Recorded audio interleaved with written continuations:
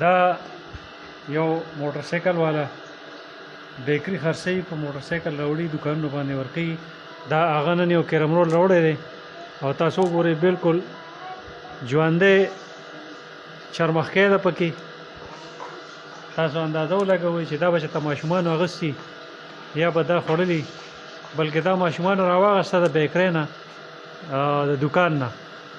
او بالکل تازه ده او زما په خیال چې لا ژوندی ده او که نه ده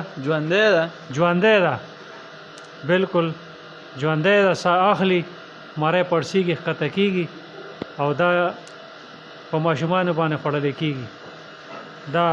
څه کرونا شو او څه دا ژوندی چرمخکی په کرم رول کې وګورئ دا زمونږ انسانیت دی دا زمونږ اسلام دی دا زمونږ مسلماني ده دا به مونږ د انسانیت خدمت کوو